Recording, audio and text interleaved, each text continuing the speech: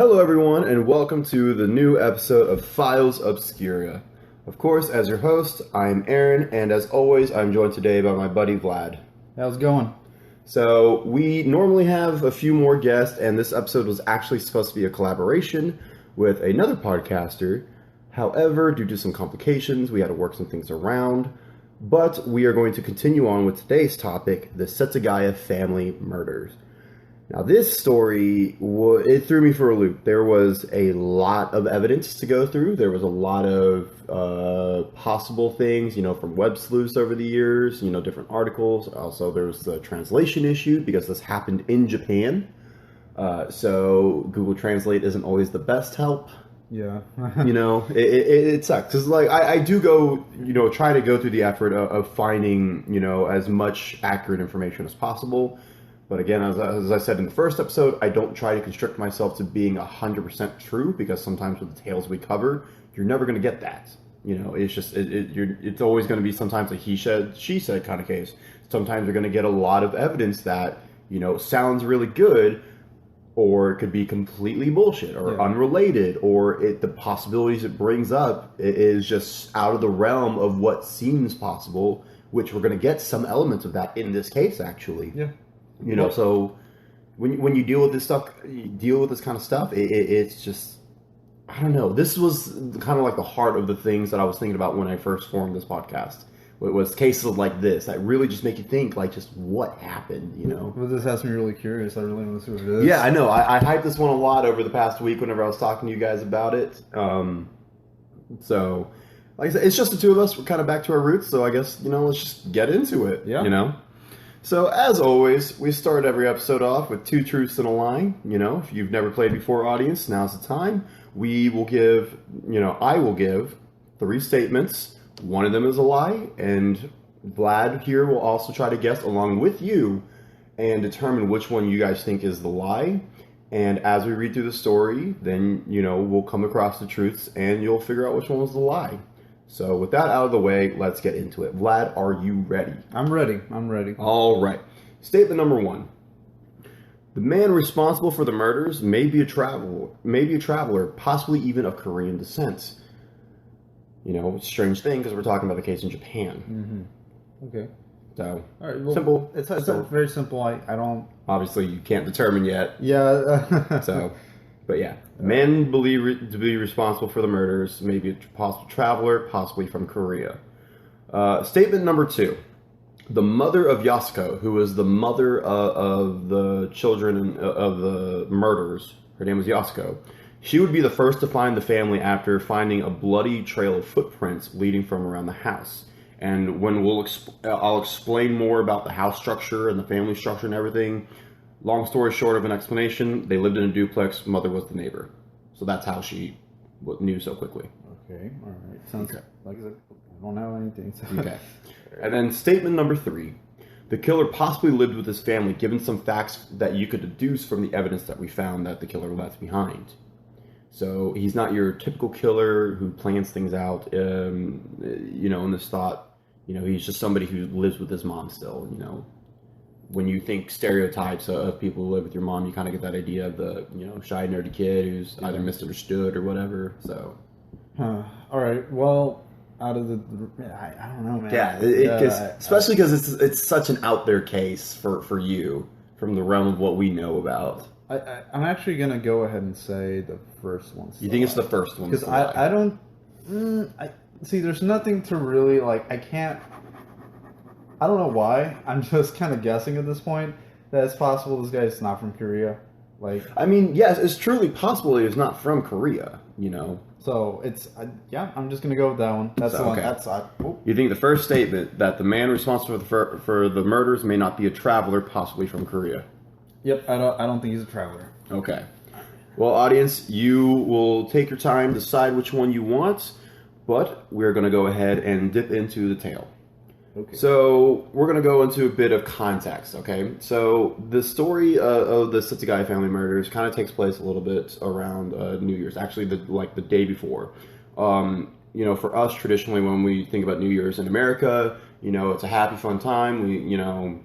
We drink, we celebrate when the ball drops, we kiss, our significant other or whoever at the time. Fireworks. Fireworks, yada, yada, yada. We watch our live broadcasting. Yeah, I mean, that's what we know here in America. Yeah. In Japan, it is known as Omisoka, which is considered the second most important day in the year, like the second most important holiday. With, I believe, the New Year's Day being the first most important. Mm-hmm. It's part of what's known as a 12-day celebration in Japan for the New Year's. But like, I don't know why I'm struggling with words right now. I tried to look more into the celebrations, see the things that the family might have been doing to give me some context with some of the loose information I was able to find. But nothing I found really seemed to relate to the case, so I didn't write it. But to understand the area that they lived in, they lived in an area known as Setagaya. Setagaya is known as a special ward, which contains extra laws granting it municipal autonomy, like a city would, compared to other places. However, this only, as far as I know, exists in Japan, and this special ward exists in Tokyo, Japan. Is like on the southeastern side, I think it was. Okay. In the Kanto region. So all your Pokemon fans, of course, that sound familiar. With the neighborhood that they were in at the time, though, they were going through a bit of a change, if you would. The neighborhood was being slowly whittled out of its residents as the Tokyo district here the Setagaya district here wanted to expand the park that was located in the area. This park is going to be a little important to understand possible theories of what happened. Soshigaya Park was located behind the Miyazawa's home, which is the name of the family, of course. Mm-hmm. And the Tokyo City wanted to expand the park as, interest in, people going out to this park was growing. So they were buying up residents' property so that way they could be demolished, expand the park. It happens. We see it here. You can see some clashes sometimes with zoning laws in certain cities. Houston, we don't have zoning laws, so it makes things a little bit interesting. Mm-hmm. But essentially that's what they were trying to do. The government was buying properties, letting people move, relocate, and all that, which was something the family would eventually plan on doing. Many of the residents, moved out of the property, like I said. The Miyazawas were actually planning on moving out in the following year, in 2001, and, around March. So when I say New Year's and all that, it's kind of important to understand how these New Year's celebrations took place, right? For us, around the turn of the century, for us, we consider that to be the year 2000. The year 2000 start, we consider that the start of the new century. But for the Japanese, that wasn't the case. They didn't celebrate the New Year's till the end of the year 2000. Which I can get that mentality a little bit, because think about it, it's like starting, that's year 0 or whatever, year 10, and then the next one, would start with 1. Okay. I get it. So, for us, we were dealing with, a whole Y2K scare, and, turn of the century. But for them, because they were celebrating a year after, this New Year's was kind of a bigger deal, which is why it was kind of harder for me to figure out what they were doing, because you would assume it's a bigger deal. There might be more circumstantial evidence or details from eyewitnesses that would be that could be loosely related to a bigger form of celebration, but I never saw any of that with what I was reading. Wait, what year are we? This is 2000, okay, right? Yes. The date that this happened, that the murders happened, was December 30th, 2000. Okay, all right. So, because the bodies would be found the day after New Year's Eve. But yeah, where was I? The family. Okay. Sorry, I got sidetracked there. That's cool. So, the family, like I said, there wasn't a lot of evidence to suggest they were planning anything big, especially with the fact that there was only 4 families that lived in this neighborhood at this time. Everybody else had already moved out. It's really small. Yeah. So, this also leads to the fact that there weren't a lot of eyewitnesses, because there weren't a lot of locals necessarily that would be able to spot what happened. Mm-hmm. Yes, you had the people who frequented the parks, but they didn't necessarily live in Setagaya. They probably lived in other districts or wards of Tokyo. And they probably just came to visit. Yeah, came to visit. It was a local park. Maybe it was a mile away. Let's get some exercise. They didn't live in the area. So yeah. I get it. Okay. But yeah, so let's take a look at the family for a sec. Kind of get to understand our victims. The father, the patriarch Mikio, he was 44, and his wife Yasuko, 41. She was the mother. They together had two children. They had Nina, which was 8. She was the daughter, and then Ray, who was 6. Like normal children, they went to school, they were learning. Nina was said to have like fun in her, soccer practice and was really well liked in her school. Ray, being the youngest in the family, he's still learning and developing. Some of the things I read, talked about how he had a stutter issue, and in Japan, being proper and everything is held to a much higher standard. So imagine the pressure of like being a stutter in Japan at such a young age, trying to work through it. Some reports say that it caused a lot of stress for the family, and which I get, but obviously it's nothing to fucking lose your head over or anything. Of course, yeah. Mikio, being the patriarch, you got to put bread on the table. So I looked into a bit of what he did, and I found out he worked for a company called Interbrand. Interbrand is not a famous company by any means, but they are very important because they are a international brand consultancy. So they look at your brand and then they figure out how to make your brand more valuable. Is essentially what I found. I couldn't find anything that necessarily stated what Mikio himself did. But, his coworkers, they all said, he was a great guy, he was kind, very congenial, never wanted to really make enemies, Same story with the wife. Whenever people were asked about the wife, she was a teacher, always kind, very soft-spoken, very, just general. They were nice people. They never, had any issues with people necessarily. No grudges or anything that I could find. So very average family. Very average family, very, docile, just living their life, mundane and boring like everyone else. Yeah. So, when I read some of the other eyewitness accounts of what happened, of course, the first thing police officers and anybody else rationally wants to think is maybe there's somebody who knew them that held a grudge. But again, I couldn't find any evidence to support such an idea, which makes this case that much more absurd. They would, these 4, the Miyazawas, they would live in a duplex, which from the outside just looked like a normal big home, but on the inside, the house is actually split into 2 sections, like a normal duplex. There was no way back and forth between the 2 sides internally. The only way to reach the other side was to go out through your front door and then reach on the other side. The other side of the Miyazawa's home lived Yasuko's mom, her sister, and brother-in-law. Mm-hmm. So you essentially have, 7 people in this family unit. They still treated each other like neighbors more or less, but, still family, keep your family close, which is a big thing in a lot of Asian cultures, is, you take care of your family. So, that explains, a lot for me, I guess, which was a big confusion whenever I first read it. It was like a lot of what I was reading never said that Yasuko's mom literally lived next door, as a duplex. They said that, yeah, she lived in Setagaya, but just the way that the story was constantly presented, it's like, how could she know so fast and stuff like that? Yeah. So when I found that out, I was like, that cleared up so much for me. She basically lives with them at this point. Like, yes and no. It was like, yes, it's your neighbor, but, being in a duplex, you live under the same roof technically, but there is a complete division and complete sense of privacy. So that's why they treated each other like neighbors more so in this. Okay, all right. And, they would frequently talk to each other, use the phone and whatnot. Going through my notes. Bear with me, audience, please. I apologize. I wrote so many notes for this, and I do not have the cleanest handwriting, So it's hard for me to track what I write sometimes, because when I find out new information, I got to go back and, change it all. But there was, one minor altercation that I found that was worth noting. With the skate park being located, with the skate park portion, I should say, of the park being located directly behind their homes, that was only separated by a fence.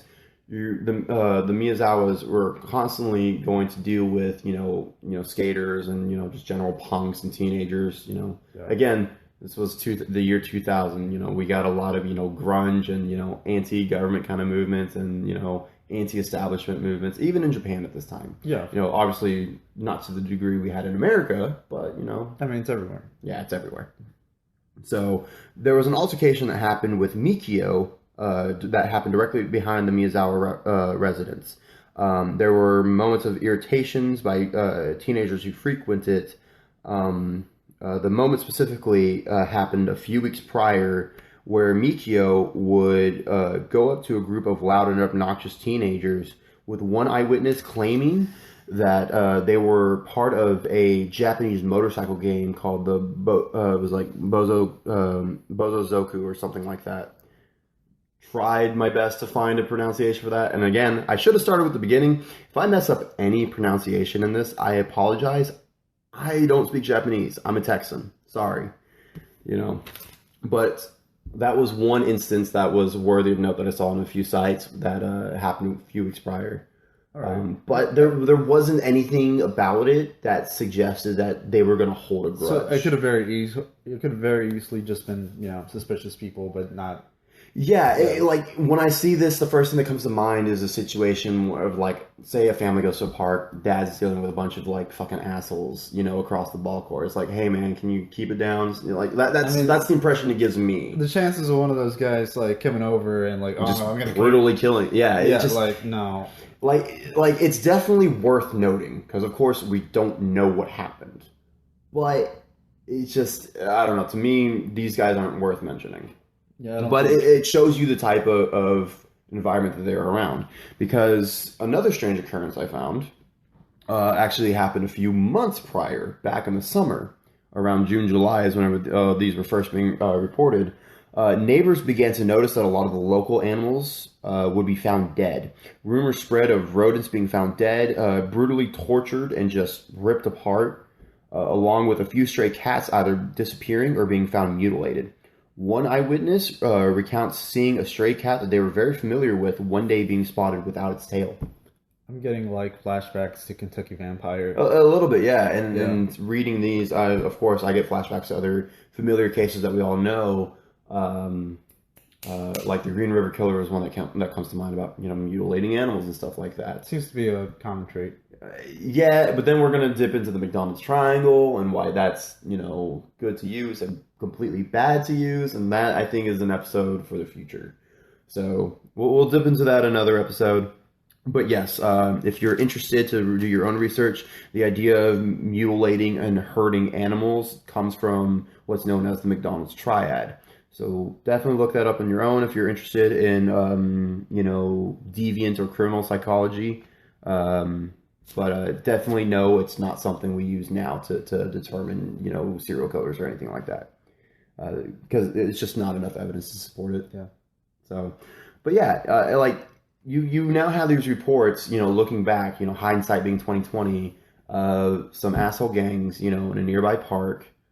And of animals that are just seemingly dying, you begin to think something's going on. At least there's one individual around here that frequents the area that's not all there. It's starting to feel like a Scooby-Doo episode. Like, which of these suspicious subjects right? is the most suspicious? It's like, let's see what's under this mask. Yeah. But no, So let's fast forward, to Christmas Day, December 25th. Yasuko, the mother, told her father-in-law about a strange car that she noticed was being parked outside of her house on several different occasions. On December 27th, a man around 30 to 40 years of age was spotted walking around the Miyazawa home. On December 29th, a man was spotted in a nearby train station wearing a skater, quote-unquote, clothing, which seemed to, it seemed out of place given the winter weather, It didn't seem like he was wearing enough clothes. Now, this report about the 40-year-old man being spotted around the home is going to be a detail that's going to be more interesting later. Also, with the skater clothes wearing dude is going to add a lot more substance to a lot of the generally accepted theory later on. There's some more information that happened on the 29th, but I will bring them up later when they become important. But essentially, all you have now is, prior to the actual murder, just a few things that seem out of place here and there, but nothing definitive, nothing that spells a timeline or anything like that. Definitely nothing that the locals noticed at this time. Because like I said, all of these things that were being reported came to light after the murders, after the deaths, when the Tokyo police were going around talking to, eyewitnesses and stuff like that. Mm-hmm. Before then, nothing was ever known. So nobody suspected anything, obviously. No, but let's get into the timeline, okay? The timeline of December 30th, around 6 p.m., at least some of the Miyazawas would go out shopping. However, one eyewitness would report that he saw all the Miyazawas at a local shopping center. But, it almost seems like a minor nuance, but, we don't know that for sure. A neighbor would also note that he was driving around 6:30 and would see that the family car was missing, which suggests that they were still out shopping. Mm-hmm. At approximately 7 p.m., Yasuko would call her mother, but the conversation would be pretty mundane. A lot of people think it had to do with the fact that minutes later, Nina would go over to watch TV with her grandma and would stay there until about 9:30. The last detail that we know for sure that proves that the family was still alive was an email that would be opened at 10:38 from Mikio's work, which is password protected, so only Mikio would know how to get in there. But after that email was opened, there is no concrete timeline that we can make, until the following morning. So now, when we talk about the murders, at roughly 10 p.m., a witness walking along the path in the park would recall hearing an argument in the household, but nothing to signify, anything but a domestic issue. Just like couples yell, they get mad at each other. It happens, So there was no no fucking hitting, no banging or anything. Nothing like that would raise too much. Nothing that makes you think, oh, I gotta call the cops. Yeah. So, like I said, nothing to suggest anything but a domestic issue. At around 11:30 p.m., one of the members on the other side of the duplex, so Yasuko's mother, her sister, and the brother-in-law, one of these individuals would claim to hear a loud banging sound coming from the Miyazawa side. But they guessed at this time that it was they guessed that this time approximating it based on the TV schedule programs. So there was not a specific time that these bangings were being heard. But for some reason, they never, they never called, they never knocked and, say, hey, is everything okay? Mm. Which is weird to me. I don't know how you feel about it. It's a little strange, but then again, also think about it like this. If you were to hear some banging or something, like someone being thrown into a wall, when on our side of the apartment over here, your first thought wouldn't be someone's getting thrown against the wall. Usually it would be like, oh, they probably dropped a chair or something, and you're gonna want to immediately rationalize it away. Of course, I don't usually think like, oh, somebody's dying. I just think somebody's nailing like a painting on a wall. Yeah. So the rational side of me says obviously you're gonna rationalize it away because you don't want to think the worst case scenario. But hindsight, obviously being 2020, you can't help but ask, like, why didn't you say anything? Why didn't you check up on them? So it's that weird thing. But I don't fault them for not, checking up on them. Because I know even in those situations, I could rationalize it away and not give it a second thought. So, but that was something that caught my attention. Another eyewitness would also claim, or possible neighbor. The sources that I looked at was unclear. Some would say just eyewitness, some would say neighbor. They would claim to see a man walking near the home around this time as well. But after those three, instances of people saying something, no other witnesses or disturbances would ever be recorded. So from here on in, it's quiet. The layout of the Miyazawa residence also makes it very hard to verbally explain how certain things happen whenever you try to make a timeline. So I'm going to do my best to explain, the layout of the house. With it being a duplex, split in the middle, you have your first floor and then you have your second floor. Obviously, the first floor, you have your living room, your kitchen, and all that. Second floor, you have some bedrooms. But what was confusing, and I can't put it into words necessarily, but there is a third floor, and the only way to get to this third floor was through a ladder. The third floor was a loft kind of area that had a bed, a TV, and some stuff, but it wasn't a large space. It wasn't like the layout of a whole nother floor. And God, I can't put it into words to explain why some things don't make sense when we get to the murders here in a sec. But just know that there was a ladder, like a physical ladder, not a staircase, that led up to the third story loft. That's really the only important bit out of all of this. Okay. So Ray, the 6-year-old son, he would be it is believed that he is the first to die. He was found to be strangled to death in his bed on the second floor. Some people, believe. I wrote in my notes actually, and this is wrong. I wrote in my notes that the common theory is that he came in through Ray's window. What I should have wrote was that the common theory is that the killer came in through the bathroom window and then first went to Ray's bedroom. Because when I looked at some of the older pictures about the Miyazawa homes and everything, his bedroom window wasn't even anywhere close to be within reach, but the bathroom window was. It still takes someone with a lot of physical effort to exert to be able to get through there, but it's not impossible. So, yeah, it is believed that Ray, the 6-year-old son, would be the first to die, being found strangled to death, which is different from how everyone else died. Nina and Yasuko are believed to have been away at this time in the loft, either watching TV or take a nap or something. It's believed then at this point that Mikio would confront the killer and a fight would ensue. It is around this time that it is believed that the killer might have attacked Mikio on the stairs, possibly throwing him into the wall, explaining the loud banging noise, which was heard by Yasuko's family on the other side. It is important to note that some sources claim that Mikio was still wearing his day clothes. Keep in mind, he worked for a very, large international company, so not necessarily in a suit, but clothes that he would wear, on the everyday going out and all that, with only a single shoe on.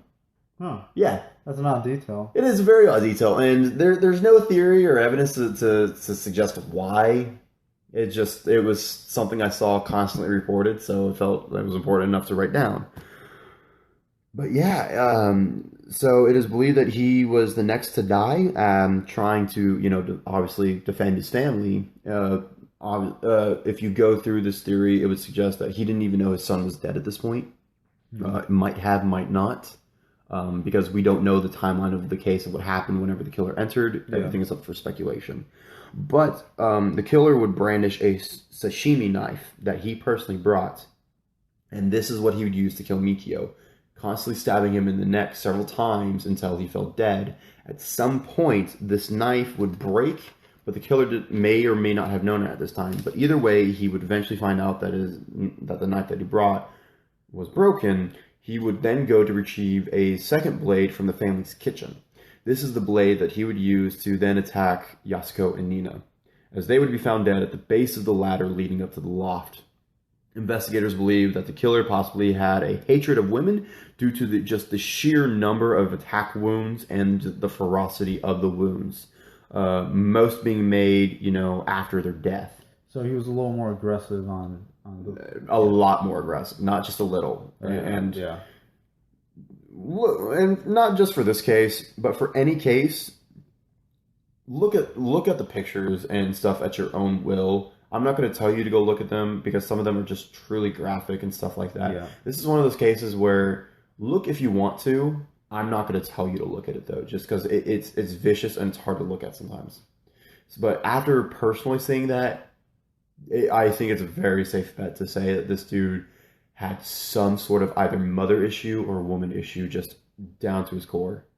I don't know. And it will go into my personal opinion on the commonly accepted theory later on, which we'll discuss later. But some sites, like I said, they will claim or suggest that an attempt was made to patch themselves up with a first aid kit first, which is an important detail about the first aid kit that we'll talk about later. Police would be surprised just by the sheer vast amount of evidence that the killer left, such as the murder weapons, which for a lot of cases are like the holy grail evidence to put somebody away. Because they found both knives due to other clues that they determined that the killer would stay in the residence until the morning. It would be said that he didn't leave till after 10 o'clock in the morning. So think about that. Wow. He stayed the whole night. in that house. Yeah, in that house. With those people. Yeah. See, when you typically deal with a murder situation case, the killer's gone as soon as he's done most of the time. Stayed around He for stayed a bit. the whole time. Like, that's... Dude, weird. It gets even worse when you just see how detached he was, I guess. And that's my opinion, is when I look at this, I see someone who's just detached at this point. In this stage of the crime, he's mentally taken away from it. His mind won't let him absorb the true horrific tragedy he just committed, which is why I think he's able to do this, because he's compartmentalized to the point that he's unable to feel or comprehend what actually happened. Like, he's aware, but his mind won't let him process it, if that makes sense. I think I get what you mean. But that's my personal take so far. Evidence suggests that the killer would at some point fall asleep on the couch. He would raid the kitchen, taking some ice cream and other food. And he even used the bathroom, important detail, without flushing. Yeah. So again, he's leaving DNA evidence behind. What the hell? Yes. The fecal matter collected would reveal that he ate a sesame seed spinach dish with string beans. Some people on the web determined that this man seemed to be someone possibly still living with his mother, because this is considered a very simple or plain meal, something quick that your family would make for a child. So this is where a lot of people think that maybe he was somebody who still lived with his parents. That's the start of where that thread kind of comes in. Okay, interesting. Yeah. Like no physical evidence to suggest it, but that's the circumstantial evidence.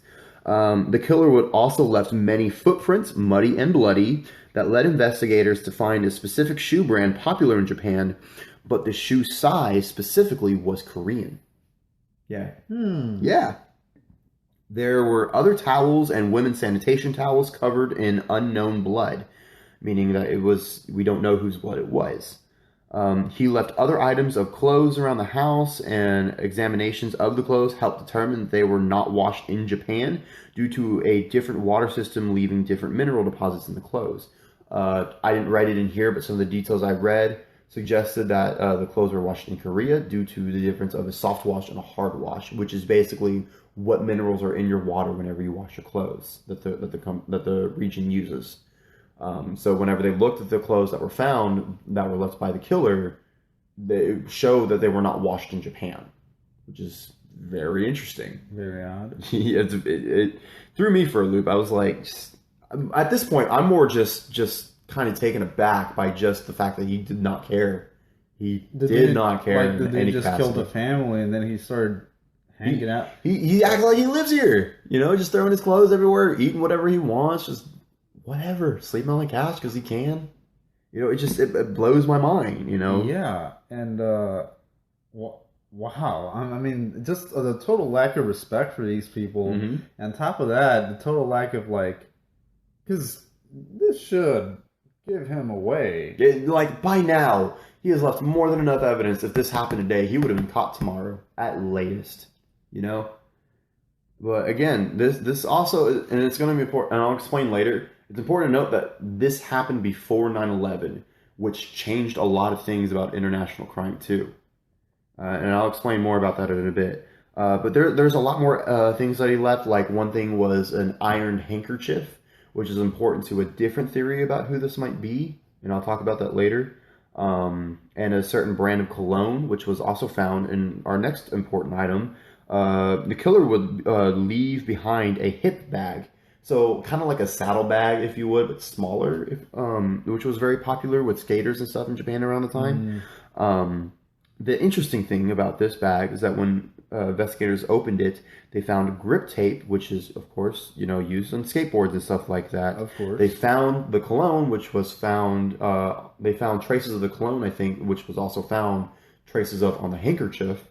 But the brand and stuff was too common to really link to one person. I'm starting to lean towards the idea that.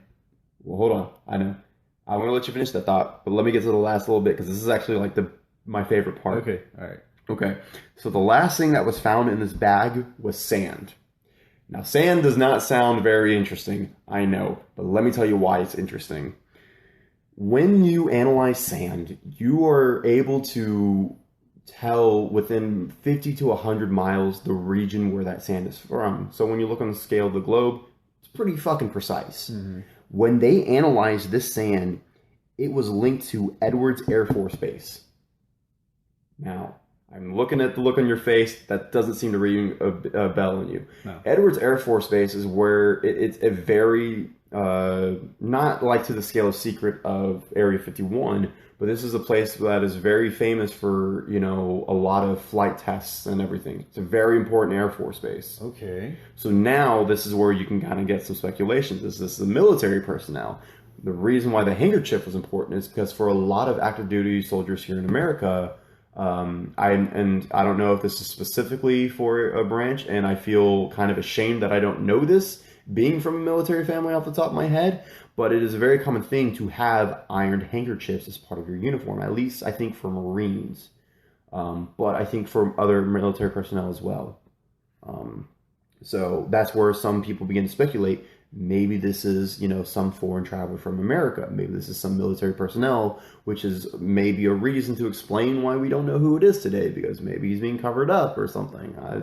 It's where some of those theories go down. Okay, all right, but that's a very fascinating. Yes, and I wouldn't cross it out as like. Mm-hmm. I mean, it's happened before. Well, here's the thing that made it so kind of big for me. Yeah, I was born almost right on Edwards Air Force Base, because this is from the Nevada desert in the region near where I'm from in California. You know, so it was like that when I first was getting into the story and I heard that, I was like, whoa, like what?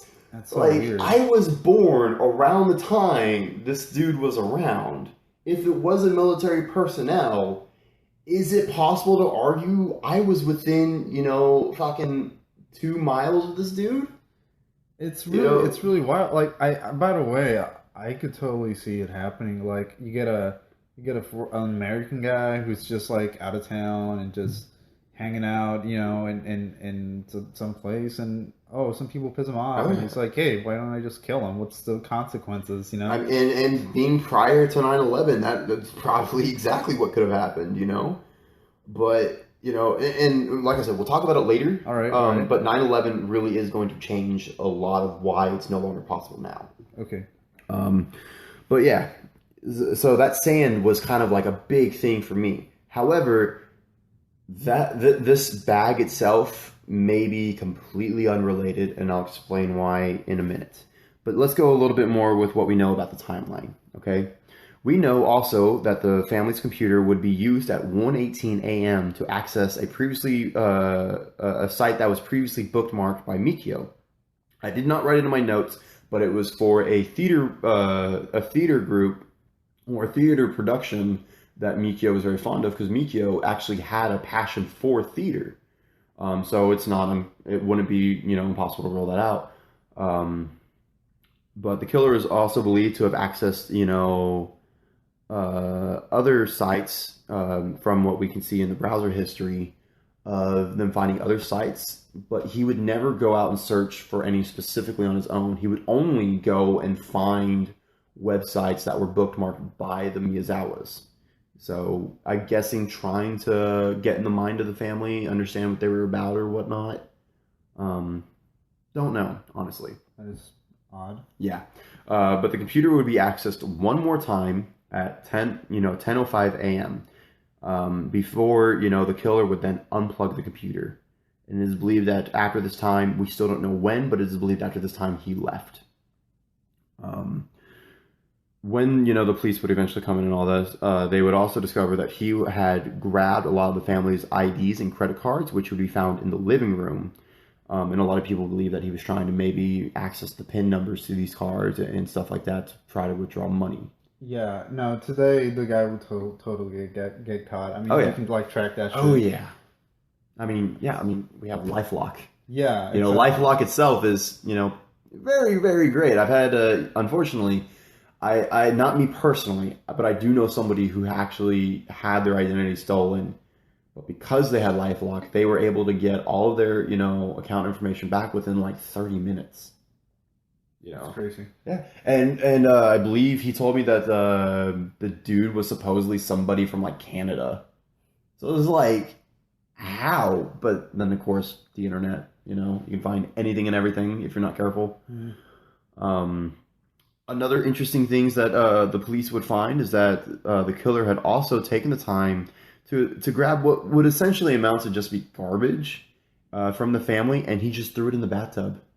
You know, these are things like you know, trash from like the ice cream that he would eat, but they would also be things like receipts from the family, from stuff that they purchased. We don't know if he was trying to like let the items soak and disintegrate to be, you know, unusable as evidence. We don't know the reasoning behind it.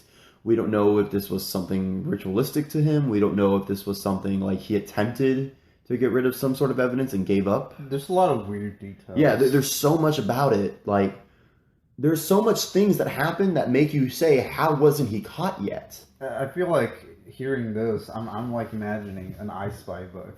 And that's the whole house. There's all sorts of evidence just scattered everywhere. Like, I never thought, I never made that connection, but I'm glad you put it, because for a cop, that essentially is probably the equivalent to what they're dealing with now, is like, you know, I spy this. Well, what does this mean? I don't fucking know, you know? So, you know, again, after, you know, 10 to 5, it is believed that the killer eventually left, because from this point on, up until Yasuko's mother would attempt to reach the family, we don't know what happened in the house. We can just assume that the killer is gone. But Yasuko's mother would attempt to call the family, but she would discover that the phone line had been cut, as no call would even go through. It wouldn't even ring. You know, no dial tone, or it was nothing but dial tone, which is interesting. You know, they found out it was cut later on, but all she knew is that there was no phone call even able to get through. So, you know, as she discovered that she couldn't get a hold of her daughter through a call, she would then go on to check on the family, but discovered the door to be locked. She would use her own keys to unlock the door and discover the remains of her family for herself. That's awful. Yeah. First person she saw was Mikio laying at the bottom of the staircase. Then she would go on to find Yasuko and Nina, and she would discover Ray last. That's an actual tragedy, man. Like, yeah. Like, just every step you take, it just gets worse. Like, I can't even begin to imagine what it would be like to... That rush of emotion. Not even that, just to be a mother and witness your daughter and her family just completely gone. And they were right next door to you, and you had no idea. Yeah. You know? And of course, I obviously am not going to implicate the mom. You know, from everything I've read and everything I've read about what she's doing now to keep the memory of what happened, you know, alive, you know, I obviously don't think it's her. Yeah. It's just, I just can't even begin to imagine the weight of the tragedy, you know, when just last night you were watching, you know, TV with your granddaughter. Yeah. And the next morning you find her dead. And in no humane way either. Yeah. And there's, the craziest thing is, despite all this evidence, you're right, we don't know who this guy is. We have no idea. To this day, we have no idea, you know. But yeah, that is so far the rough timeline, you know, of the case until Yasuko's mom found the bodies, you know. But there's some other things that are important to note. You know, roughly 6 hours after the discovery of the family, an individual would seek medical help at a train station that is located a few hours away from the home. A man said to be in his 30s would never identify himself or explain his injury. He had a severe injury on his hand that is said to be bad enough, quote unquote, to see the bone. Ooh. Yeah. And he would match a similar description of a man seen near the home and of a man seen purchasing the only sashimi knife bought the day prior from a nearby market located in Setagaya. All right, so this is just breadcrumbs. Like, yeah, it's breadcrumbs, you know, and you feel like every step you're getting closer. Yeah. But you're not quite there, you know, and that's the infuriating part. Is like, this dude could not have been more careless, and somehow fate said we're not going to find him. I don't know why, and it kind of pisses me off. But at the same time, the curious side of me is just like, it's not mad. It just wants to know. You know, if that makes sense. Yeah, no, you're right. Because it is very strange how I feel like there should be enough. I mean, it's... And yet there's not. I can almost see the guy but he doesn't exist. Yeah, exactly. And it's it's so confusing. But as of this point, there's no other evidence, and there was other possible things that people were speculating when they were looking in hindsight. One thing I did not write down because I was unable to find the original source that commented on it that brought up the suggestion, and I wasn't able to find it on any of the other sites. But I feel like it's still worth mentioning. One eyewitness account would talk about a taxi driver, the taxi driver obviously being the eyewitness. He claimed to have driven like three men in his taxi to a location either that was the Miyazawa's residence or close by. One being noted to be similar of Korean descent specifically, Okay. and being Asian. I'm pretty sure you're going to have an easier time understanding the differences of Asian cultures. So Korean dude. Okay. So But keep in mind, there's three people. There's three passengers. One of them matches a similar description of what we see, being identified as the perpetrator. This individual would be quiet and mumbling to himself and seem to almost like be unaware of what's going on, or just, lucid to an extent, I guess. But obviously off. Whereas the other two people in the car said nothing. They would be looking out the window or whatever, or just checking. I don't know, I guess PDA, because cell phones weren't really a thing at this time. And keep in mind, I'm reciting a lot of this from memory because I couldn't find the original source commenting on it. But that was something I wanted to go back and try to find, a source to quote. But that's where, again, we don't know if it was one individual that did this or if it was a group of people. That's what I'm starting to think, because like when you mentioned the three people, yeah, I'm starting to imagine like, well, is it possible that because there were so many of them, they overpowered the family? Well, again, that also brings up the question of assuming, everything went right for three killers, having three killers kill a family of four with two of them being kids. Of course, they're not going to be able to make a lot of noise. They'll be dead too quick, which will also explain, a lot of the trash that you see everywhere. You got three people just rummaging through the household as if they don't care. You could have one person being lookouts. You could have one person trying to look for credit card information, one person looking for online information, digging through personal effects. Another thing to note, though, however, is that as much as the supporting evidence makes it look like this was possibly a theft, enough evidence suggests it may not have been. Even though, yes, money was taken from the family, a lot of the times the killer would be found to have spent time in the family study where the computer was, where even more money was located that the killer never took. And it wasn't like it was hard to find this money either. So it wasn't in a safe or anything. It wasn't hidden in some secret book or whatever. It's just hiding in the desk drawer, I assume. I never found any reports that said where the money was specifically. So, but it brings up so many questions of the possibilities because we don't even know if it was one person. Enough evidence suggests that it was one person, but again, we don't know. But an interesting break came in 2006. Oh. DNA testing at this point now has evolved to the point that we can get a more accurate, idea of who this person was. So in 2006, DNA testing proved that the killer was a mixed race, meaning it is unlikely that he was from Japan. And I'll explain why it's unlikely in just a sec. One parent, at least, was of Eastern Asian descent, with common traits and markers that you'll find in Japan, Korea, and China. But the other was of Southern European descent, close to the Mediterranean region. So it would only be after 9/11 that nations worldwide would fingerprint travelers. This is why, from this point on, it's a lot more difficult to get rid of stuff. Because okay, let's use Japan as the example. I travel to Japan, they're going to take my fingerprints. If I commit any crimes in Japan, they'll be able to find my fingerprints in the database because I willingly gave it to, Japanese officials, so they could identify me because obviously they don't want foreign travelers just killing everybody or stealing everything or whatnot. But prior to 9/11, there was no such regulations in place, which is why whenever we look at all the, fingerprint evidence that he left behind, there's no database that he's in to match it to. Which is the other thing that makes it so hard for us, especially now, to understand why we can't find them. At the time, they didn't have, the database or the infrastructure to investigate stuff to the degree that we can now. Which is another level what makes it so frustrating to have so much evidence and no way to use it. Yeah. You know, it just baffles the mind.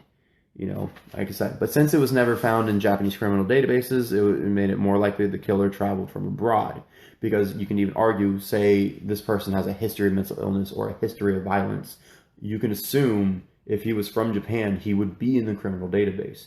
But because he wasn't, this is why we think he wasn't from Japan. Other possibilities that make it difficult to determine the validity of some clues, such as the hit bag, included the fact that many items that skaters used were secondhand items. They were previously owned, and you can buy these from thrift shops. Okay. So yes, the sand may be from Edwards Air Force Base. That doesn't mean that the individual himself was from Edwards Air Force Base. It could have come from someone who was there. Yeah. Like originally, the first person to buy it, yes, but that doesn't mean that the killer was. Yeah. So, it was a lot of stuff, a lot of minor and nuanced details like this that led to so many unintentional red herrings. Because the way that you could tell that the killer lived, or did what he did, was so nonchalant, was so without consideration of, consequences or anything. It does lead to the idea of him being raised in a household and living in a household with a maternal figure, at least, if not both of his parents, still coddling him. So he's not used to the idea of consequences of his actions, But there's so many other things, that are just up in the air or have no clear answer. It's hard to determine what actually happened. Like I said, some theories suggest, that this may have been multiple people. I personally believe it was a foreign traveler, most likely, in my opinion, from Korea, or someone of Korean heritage with a father who travels or something like that. Something, maybe a military personnel, just to that degree. I personally don't think it's multiple people because, like I said, there was only one report that I saw that mentioned the possibility of more than one person. And I mean, the footprints seems to be from one person, right? Yes, because there was only one track of footprints. Yeah, so I feel like if it was multiple people, they would have seen more. You would think, but again, we also have, various reports of people being in the 30s and some saying even in their 40s, being seen around the house at this time. So they may never even went inside. It's another thing to think about. Good point. Yeah, but again, we don't know. Yep. And that's what makes this case so freaking infuriating.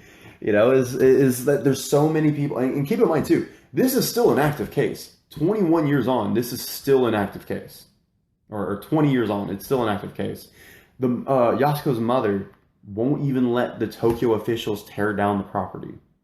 I'm serious. To this day, that is the only house that still stands. Wow. Yes. I think in total there was like over 100,000 investigative officials from various nations who came over to try to offer help. I think there's something like at least like 100 investigators who are still actively working on this case every day in Japan. And it's just there's nothing. There's nothing. And I get the desire and the need to not want to, make this a cold case. But I also understand that 20 years on for a single case, in America, we would have made that a cold case a long time ago. There's no doubt about it. We have more than enough cases like that here. And with, more corroborating evidence for a lot of our cases now today, a lot of our cases now today, we know who the fuck did it, but for this, that, or the other, we can't close the case. Whether it be because it was a different time, because of legislative powers, the person was dead, so we can't get the eyewitness report, whatever. But in Japan, like I said, most of their cases are robbery and larceny. Murder is not up there. Not like it is for us. So I get to the cultural difference, But it's just hard to fathom, just everything. And even whenever I tried to take the evidence I saw and come up with my own hypothesis and theory, I could not come up with a solid idea of what I thought happened. Well, like I said, I feel like what we do know is it's obviously Mel. I didn't mean to cut you off there real quick. I did just remember something. Something I did not mention that I said was important was the first aid kit. The reason why that was important is because the only blood that was found on the first aid kit itself and some of the bandages that were used was Nina's blood. So that leads to one of two conclusions, which again makes it so complicated to understand what the timeline of events was. Because one theory could suggest that Yasuko, or possibly Rei by herself, grabbed the first aid kit after being attacked, trying to bandage herself, obviously, and then the theory states that Yasuko and Rei, or Nina, would then attempt to go up the loft and pull up the ladder to hide themselves from the killer.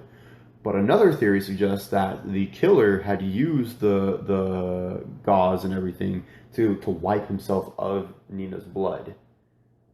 So depending on what actually happened completely changes the timeline. Yeah. So that's another piece of evidence that makes this so complicated.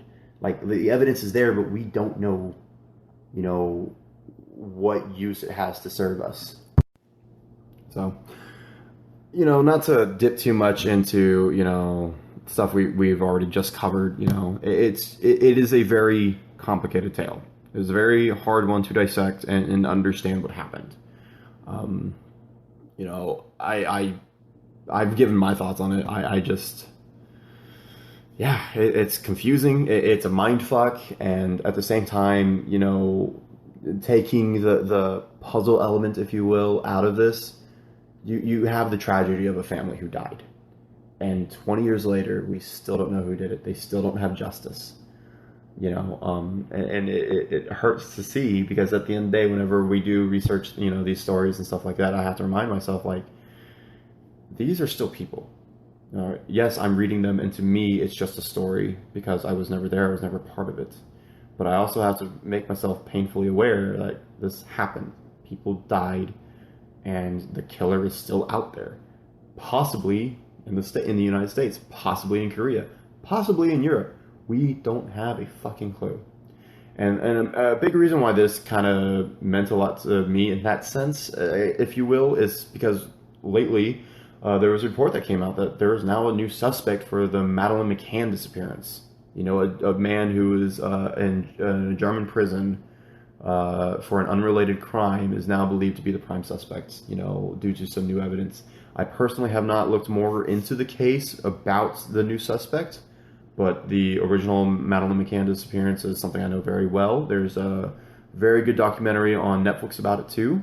But that was a case that I heard about when it was happening. It was one of the few cases that, while it was going on, really kind of fostered this interest in me, if you would, into cases like this.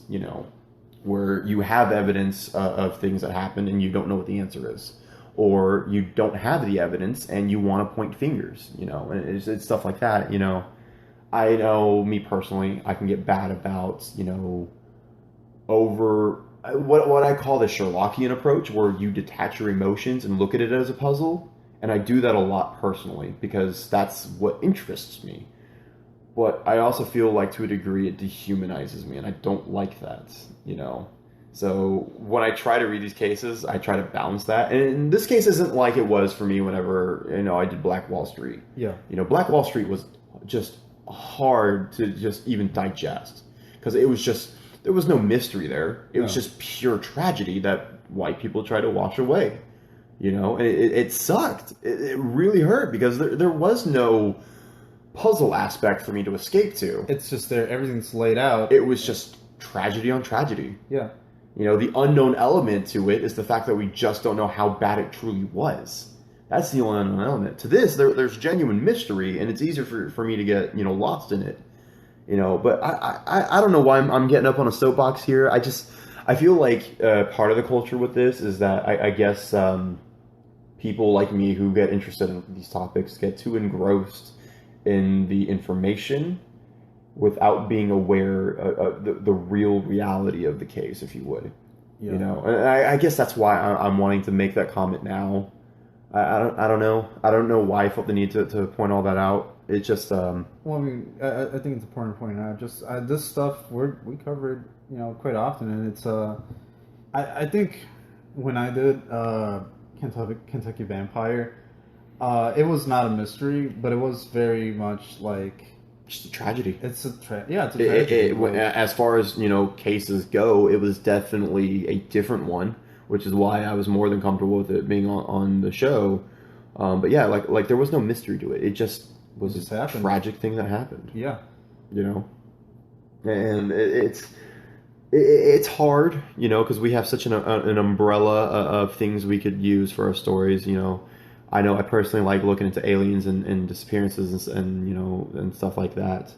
But just it's cases like this where I don't know. I like to put myself in the person's shoes, and then I think about it. All this time up until now, is like I wouldn't let that go. Yeah, I couldn't let that go. I think when something like that happens to you, you want to get as much closure as possible. And sometimes you just don't get it. Yeah. Yasuko's mom, to this day, still has no closure. And I really don't blame her. If I had my whole family taken away from me, I would want answers. I would want to know why, how it happened. Yeah. But I think you're right. I think sometimes you get to a point where maybe you do have to let something go and move on with your life. But it's hard to say because it's never happened to me. Of course, and without being in the situation, how do you tell somebody let it go? You can't. Yeah. Okay. But again, I'm not a cop. I'm not an investigator. I'm not somebody whose family has suffered mass tragedy like this. I'm not. I'm just your average Joe. And we all deal with loss in various degrees to our life. We always will. Death is the inevitable for everyone. It's the great equalizer. But death to this extreme is just beyond unnatural. It's beyond sick. Yeah. And it's just... I really do hope we find out who did it. I do too. I think there's enough evidence out there, with of course, the push to be more socially acceptable in comparing DNA to databases, from stuff like genealogy sites and all that, comparing DNA that's been willingly given there. I think that's going to be what ultimately sells the answer on this case, is that we'll eventually compare that DNA to a database and eventually it'll match to some descendant or relative, and we'll be able to piece the information there like we did with the Golden State Killer. That's how we found, what was his name? It was like Vincent something, some Italian name, I can't remember. But that's how we found him, was because we compared the DNA samples from the cases of the Golden State Killer and compared them to other databases of people who willingly gave their DNA samples, and we found, I think, it was either a cousin or a nephew of his, and that's how they compared the DNA. I was able to figure out who it was. Well, I hope it's just a matter of time. I hope it does get resolved eventually, just for the sake of, I really just, I just feel like that woman needs answers. Yeah, rightfully so. Yeah. And it's just, like I said, more importantly, it was an interesting case for me to look into, a very important case, especially in Japan. Like I said, it's still an active ongoing case. It made the status of, I believe they call it, cause célèbre or something. It's a French term for very famous cases, either for, how the court system handled the case or the sheer, depravity of the case, for the Setagaya family murders, it definitely falls on the latter. Yes. So, it's not a case that obviously strikes home for us in America, because in America we deal with a lot of serial killers. There's a whole subculture behind it. We're definitely part of that, just discussing it here. But for us in America, it's definitely more, I guess, accepted, if you would. Which it shouldn't be, of course not, but it's also allowed us to be desensitized to it a bit. But, in Japan, these cases, are very few and far between. There's a reason why these cases are very well known in Japan. Because they just don't happen that often. Not like here, But I'm getting into a dark mental place now, and I really don't want to be here much longer, Yeah. But I'm glad we covered the case. Yeah, it was very interesting. It's a good discussion topic too. Yeah. And there, of course, as always, there's more information that I did not have in my notes that is very important to understand if you want to get a deeper understanding on the case. So I always encourage people, start your discussions, do your own research, come to your own conclusions. Absolutely. But yeah, that was it. That was the Setagaya family murders. That's. I think I've done a good job covering it. Yeah, I think you did. It's just, like I said, I'm still stuck on the puzzle aspect of trying to figure out what happened, because I'm not going to be the guy to crack the case. No, I know that. Yeah. But you can't help but just ask yourself, because you want to, what like, happened? Like everybody, and I'm sure everyone must be thinking that. I'm sure everybody must feel like, oh, it can't be that hard. Like, yeah, I mean, what can you say? Not much. Yeah. Oh, excuse me. But, I mean, yeah. So, sorry. I'm just stuck because this has been a stressful week. You know, we try to keep these episodes kind of inclusive, if you will. We don't really talk about too much current events. But with everything going on, it's kind of unavoidable right now. Yep. You know, with the George Floyd and the protests and the economic crash and everything. It's very hard here, and it affects a lot of us, and it's been very stressful. You know, it's been very hard, especially to stay proactive on the podcast, because when we have to worry about stuff like our rent and us getting food and stuff like that, it's hard to justify time to this, you know, which is another reason why I was stressing so much. You know, the audience, I know you guys don't see it, but, you know, 90% of the work is just doing the research, you know, and I'm the one doing 90% of the research. It's not because I don't trust, you know, Vlad or CC to do anything of that sort. It's just they have different roles, and they also have, you know, lives to live. I'm just in a unique situation that allows me the opportunity to just dedicate to doing this.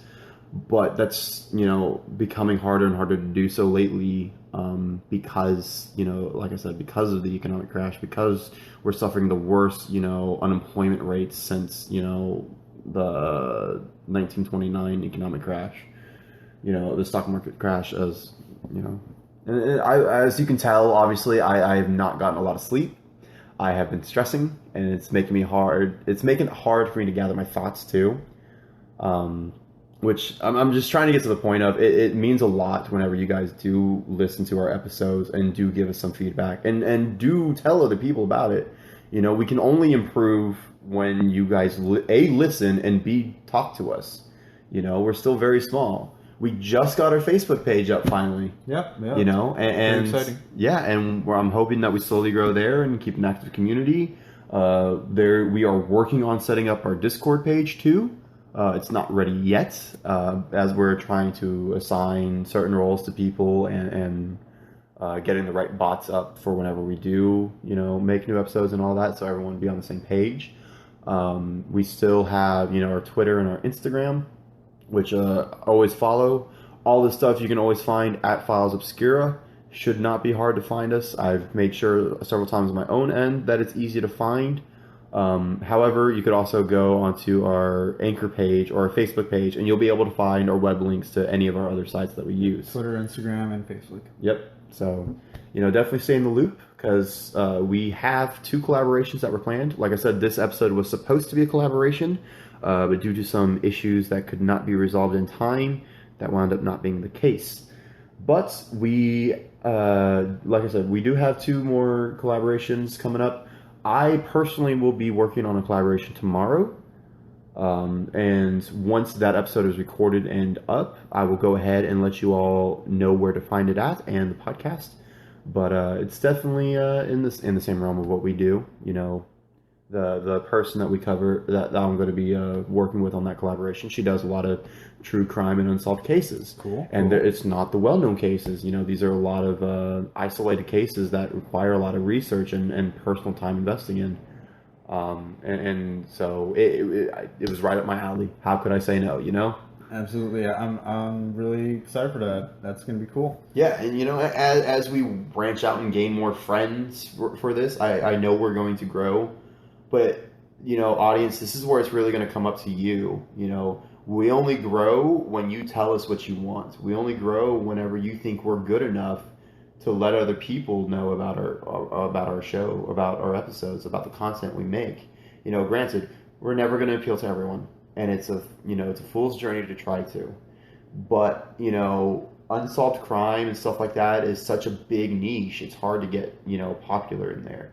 And I hope that we, you know, our personalities are what's really going to stick it out with you guys that you like, because I try to be on a more personal level with you guys. I try to be on a more open level with you guys, you know, because we're just people, you know, everyone's now having to learn how to work from home, and especially with people who do production, they're learning how to have to produce things at home, which is lowering their qualities and oversaturating a niche market, a completely different niche market, But I don't want to keep going into these rabbit holes because I'll talk for hours. Vlad, you know how bad I can talk. Yeah.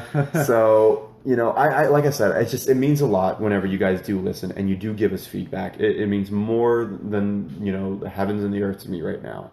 But what helps us the most is whenever you talk to your friends, you talk to your family, you get them to listen, you show them where to find us. You guys get involved yourself to whatever degree you're comfortable with. Because that's ultimately what I wanted this podcast to be, was just a discussion on interesting topics, a little bit dark, yes, but topics that are worth, talking about, give each other different, ideas, hypotheses, opinions and outlooks on the various things we cover. That's why once in a while we'll do a more open discussion, kind of episode where we just kind of free form our thoughts, But for every bit of love you've given us so far, I have loved it all, and I appreciate you all for it, and I hope we can continue growing. Because in time, we're going to get our own website back up, but with some complications that we did not see coming in the past week, certain things had to be pushed off to the wayside for now. But like I said, we're growing. We want to grow with you. I know I'm rambling. I know I'm tired, and I apologize for that. So before I go in the same cyclical conversation, let's go ahead and leave it off here. As always, like I said, you can find us on Twitter, Instagram, and Spotify to get all the more recent information about us at Files Obscura. And Facebook. And Facebook now. Yes, join our Facebook page where you're going to be able to find out other notifications about us, upcoming episodes, and possible polls and discussions for the audience. That's where we're probably going to have the most audience interactions. And when the Discord is up, you'll be able to probably talk to one of the people on the podcast when we hold open discussions there as well. There's possibilities of us doing extra stuff on Discord or YouTube, but that's a little bit too much on our plate for right now to be able to say what we're going to do with that just yet. However, no, especially with YouTube, by July, as I believe, is when we're going to have a lot more content out there, not just the podcast. So until everything is finalized, I don't want to push that, but I do want to let you guys be aware of it.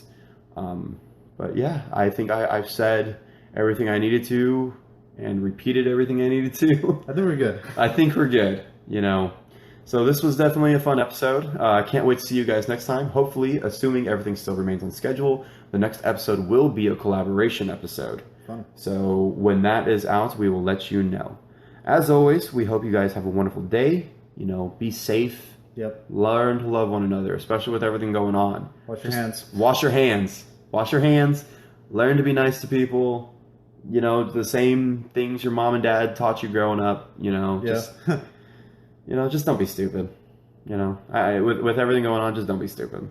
But that's it for me. We're signing off. We'll go ahead and see you next Tuesday. All right. Later. Bye.